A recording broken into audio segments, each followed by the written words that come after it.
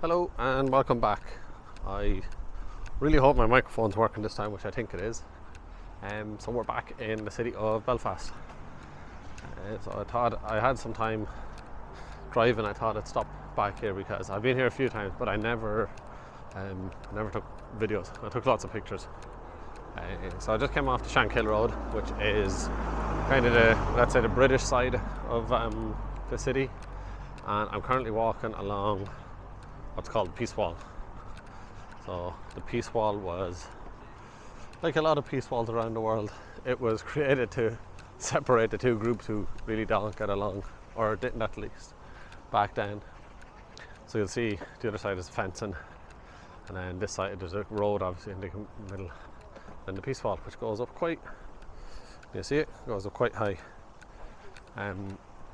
So the Shankill Road side, I went through a couple of Belfast is really famous for its murals, political murals, depicting both sides of the conflict, and now more modern political statements. There's lots of stuff about everything going on in the Middle East at the moment. But I was going to take out my camera there, but I just into Shankill, but I preferred not to. It's just a little better to not have people coming to pass while you're using the camera and walking around there. Certain particular estates. Just for my own sake now, chances are it would be fine, but it's better safe than sorry. But yeah, going around now to the Falls Road side of things is kind of the Irish side, so you'll see a little bit of a difference in the artwork and the murals.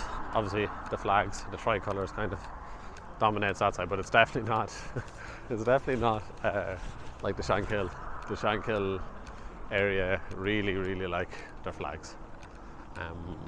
I can't remember if I've been here twice. I don't remember there being that many flags, but I think maybe because it's the 14th of July, 12th of July parades and traditional bonfire burnings were on. But anyway, this Peace Wall was originally built in the 70s and 80s when there was lots of rioting between the two communities, and they gradually just got bigger and taller because both sides kept finding very inventive ways to get their rocks and petrol bombs and everything over to the other side, which is not ideal. So this was built, so it still remains in separate communities, and as far as I know, if things kind of kick off, let's say during the year, they can still, there's gates that go to run between the parallel roads that join the falls and the Shankill. There's gates that can still be closed. Now, I did a tour a few years ago and the driver said that's what happens, but he could have been just trying to embellish some facts. But for those who don't know, Northern Ireland is on the island of Ireland, of course, but it's separated from the Republic of Ireland politically. It's still part of the United Kingdom.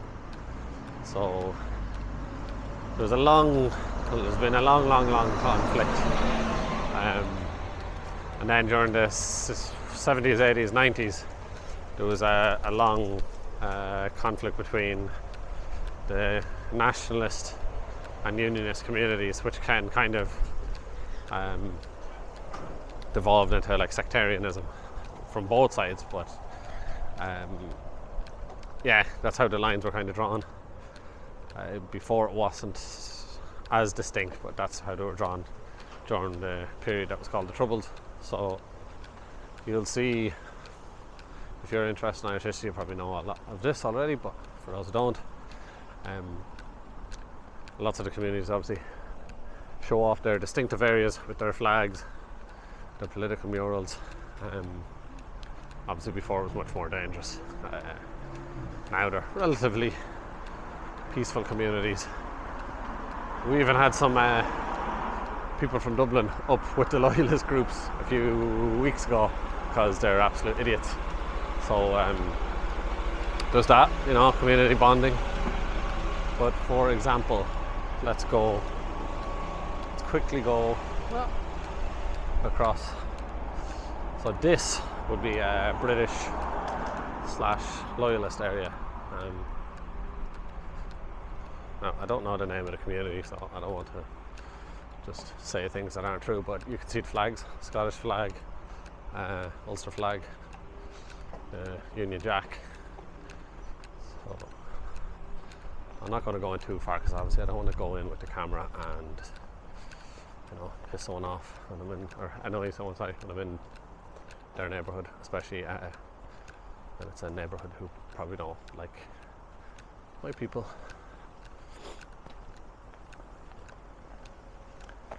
Oh yeah, the celebrate, because Ulster did send a lot of men to World War One, so there's quite a few murals as well depicting that. So I like that one. Yeah. So I don't know the name of this area, but as you can see,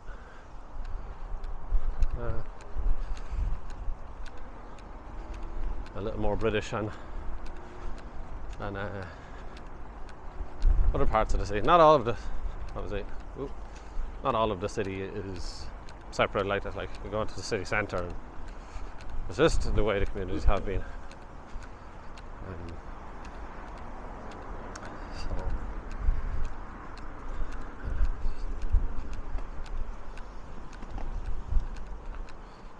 And there you'll get a better view of the Peace Wall.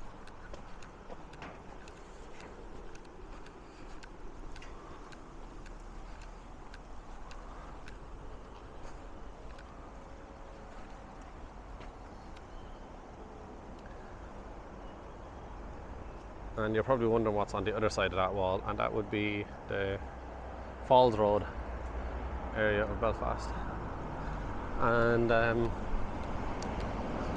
yeah, we're going to go that way now. So it's very strange when I came here the first time, a few years, like a good few years ago. I like Irish history, and I read about it. I was like, oh, these two communities must be like opposite sides of the city, the way they're attacking each other, and like how the history books made it, but they're side by side. They're almost run parallel to each other, and then obviously they've joining streets, which unfortunately made it easy for them to attack each other, burn houses, all the stuff that happened during the Troubles. Now they're obviously everywhere. That's it. In the past, communities are trying to regenerate. There's businesses, there's lots of community groups, but they're from the murals and that you can see that some areas still have a bit of a way to go for their community building, let's say.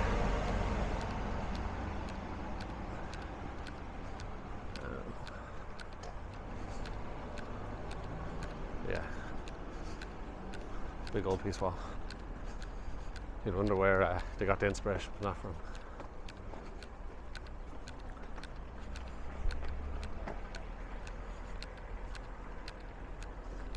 And these are the fences I was talking about that they can close in case shit does hit that fan when people are getting tense. Now you can see this is like a few of the murals on the Irish side.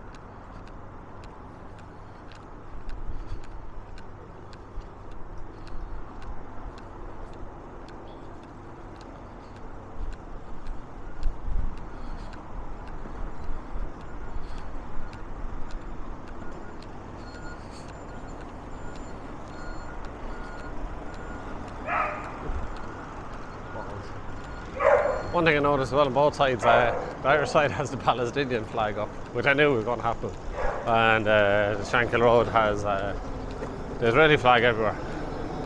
So like they're quick. That's how I don't really get those connections, but they're pretty quick at picking their sides, and they stick to that. There's Divi's flats in the background. They had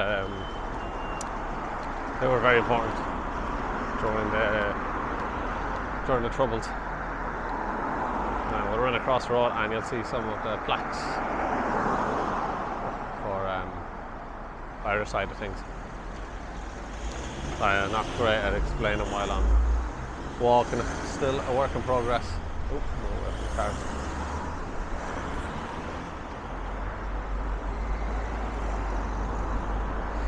So that's it. Now we're on the Irish side.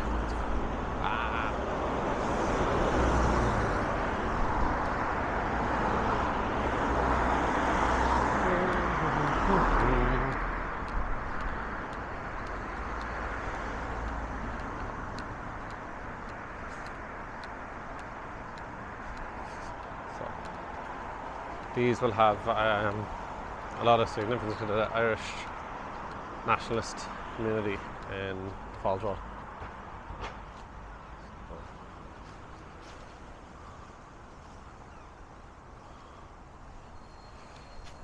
They're the old Divi's flats.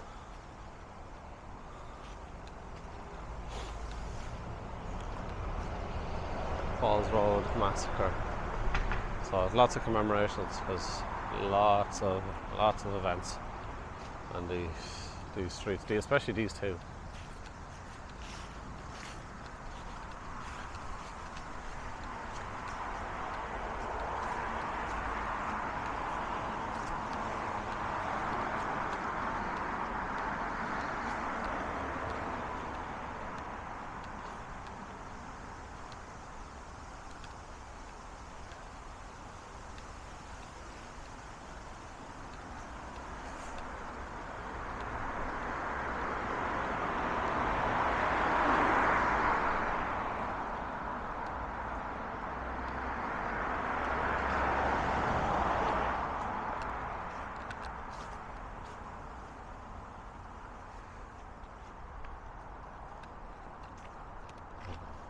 Now I can show you the Irish Republican side of things that I couldn't show, the Shankill equivalent, because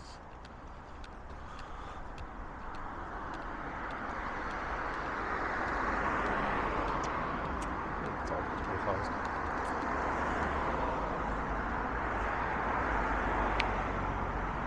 That's a pity. That's a pity, it's closed, but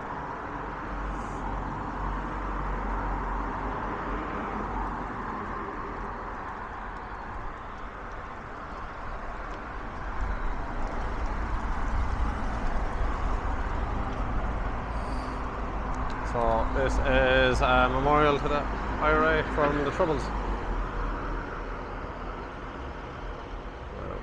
The last time I was here it was open. It's a bit of a pity. But they have rolls of honour for Belfast. And we'll see it over on the walls here. A map of the Shankill area, and the Falls area. And then roll of honour. That's a pity it's not open, but and then memorial to the H block. So these are the men who died on hunger strike.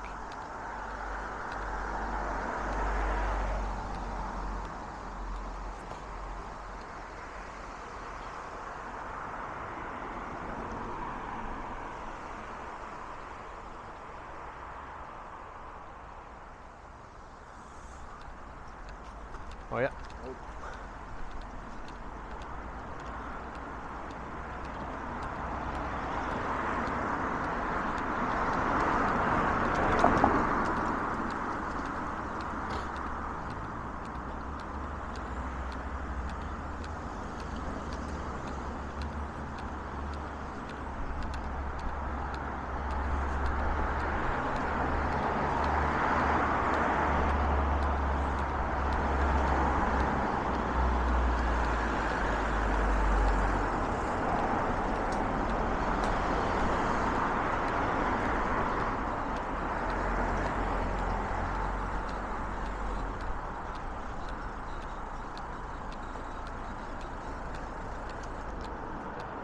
So you can see Falls Road, a lot less flags.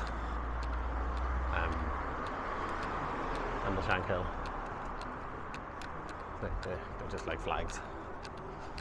Flags and marching bands are two of their things. I don't want to try and sound like I'm belittle of them, but just flags is really over the top over there. I can belittle them a little bit. This is probably their most famous mural.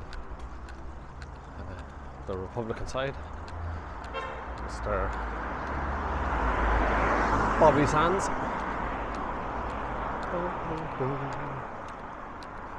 Try not to get run over.